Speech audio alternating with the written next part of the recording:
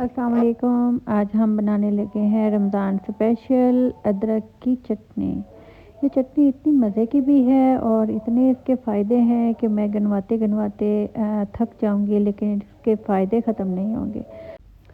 चलिए हम इंग्रेडिएंट्स देख लेते हैं साथ-साथ। सिंपल से इंग्रेडिएंट्स हैं। तकरीबन 1 पाव हमने ली है अदरक और हमने इसके हस्बे ज़ायक़ा ये अपने मिर्चें लेंगे। मैंने इधर 20 से 25 मिर्चें ली हैं लाल साबुत। तो ये ज़रूरी नहीं है कि लाल साबुत ही आप मिर्चें लें, आप सब्ज़ मिर्चें भी ले सकते हैं, लेकिन लाल मिर्चों की तो अपना ही मज़ा और टेस्ट है। इमली ली है मैंने इसमें, और इमली को मैंने भिगो दिया है। ये हमने ली है चने की दाल, कलवंजी, थोड़ा से राई ली है, ये साबुत ज़ीरा लिया है और मेथी के बीज लिए हैं। अच्छा जी, मेथरे लिए हैं यानी। अच्छा, इसके साथ हमने ना माश की दाल भी लेनी है। मेरे पास ख़त्म थी, इसलिए वजह से मैंने नहीं ली। 2 लौंग डाल सकते हैं, 2 काली मिर्च भी डाल सकते हैं ताकि इसको और ज़्यादा फ़ायदेमंद बना सकें। थोड़ा-सा हमने इसके साथ ही गुड़ लेना है। तो इन सारी चीज़ों को हमने लेके तो रख लेना है, अदरक को काट लेना है और फिर अब हम नेक्स्ट प्रोसेस शुरू करते हैं। मैंने जी यहाँ पे लिया है ऑलिव ऑयल। आप बटर ले सकते हैं, कोई भी ऑयल ले सकते हैं। ऑलिव ऑयल लें तो ज़्यादा अच्छा है। इसमें हम थोड़ा-सा इसका पानी ड्राई करेंगे। बिल्कुल फ्रेश अदरक है। इसका जब पानी थोड़ा-सा ड्राई हो जाता है, यानी 50% पानी जब इसका ड्राई होगा तो और ज़्यादा ये क्रिस्पी और अच्छी हो जाएगी। बहुत ज़्यादा इसको ड्राई नहीं करना। हमने इसको 5 से 7 मिनट ड्राई करेंगे फ्राई इसी हल्के से ऑयल में। तो 2 चम्मच मैंने ऑलिव ऑयल डाला है।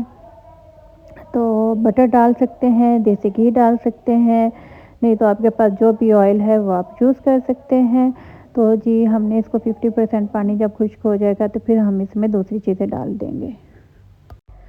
चलें जी, अब हम इसमें अपने जो सारे मैंने आपको पहले इंग्रेडिएंट्स बताए थे वो हम इसमें ऐड कर देते हैं।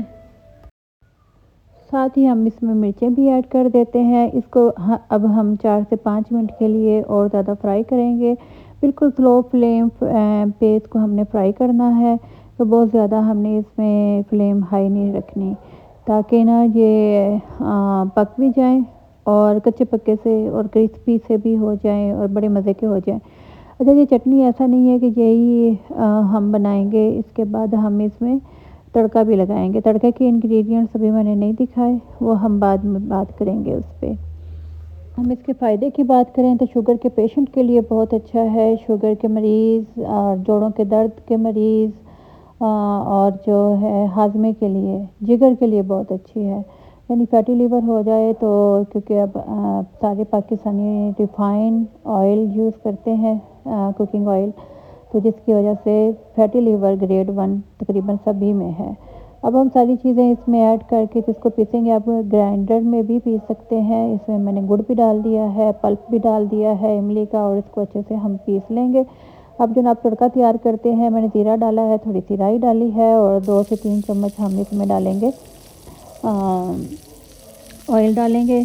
और फिर मैंने इसमें डाले हैं तुलसी के पत्ते। तुलसी के पत्ते मेरे घर पे हैं। अगर आपके पास तुलसी के नहीं हैं तो आप इसमें कड़ी पत्ता यूज़ कर सकते हैं, और मुझे पता है पाकिस्तान में कड़ी पत्ता भी शॉप से नहीं मिलता, तो आप इसमें फिर पुदीना डाल सकते हैं। और अब क्या किया जा सकता है, नहीं तो आप कड़ी पत्ता का पौधा मेरे पास घर पे था, तो लेकिन वो जल गया है, लेकिन तुलसी का है। तुलसी के बहुत सारे फ़ायदे हैं। तो आपको पता ही होगा कि बहुत सारे लोगों को बल्कि पता होगा कि इंडिया में तुलसी जो है हमारे मदाफ़ती निज़ाम को मजबूत करती है, सांस की बीमारियों में मुफीद है, दर्द और सूजन को कम करती है, शुगर के मरीज़ों के लिए बहुत मुफीद है, दिल की सेहत के लिए अच्छी है, दिमागी सेहत के लिए मुफीद है, जल्द और बालों के लिए बहुत मुफीद है। और इसके अलावा भी और इसके बहुत सारे फ़ायदे हैं। ख़ारिश वगैरह जो है हमारे अगर जल्द पे हो इन्फेक्शन, ख़ारिश, उसमें भी मदद देती है। इसलिए इसके 3-4 पत्ते, पौधा जो 200-300 का मिलता है, 2-3-4 पत्ते अपनी सालन में, सैलड में, अपनी फ्रूट चाट में ऐड कर लिया करें, बहुत फ़ायदे हैं। तो जी अब हम इसको पकाएँगे। हल्की आंच पे हम अच्छे से पकाएँगे। जब हम देखेंगे कि ऑयल जो है वो निकलना शुरू हो गया है और जो पानी है वो तकरीबन खुश्क हो गया है। तो हम इसको 1 हफ़्ते के लिए अपने फ्रिज में महफूज़ कर लेंगे। हर खाने के साथ 2 या 3 चम्मच खाइए।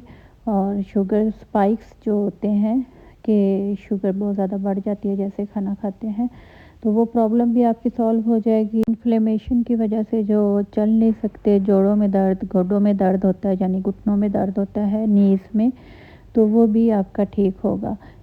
लेकिन शर्त है 1 हफ़्ता इसको खा कर देखें। फिर कमेंट सेक्शन में अपने रिज़ल्ट्स को ज़रूर आप डिस्कस कीजिएगा।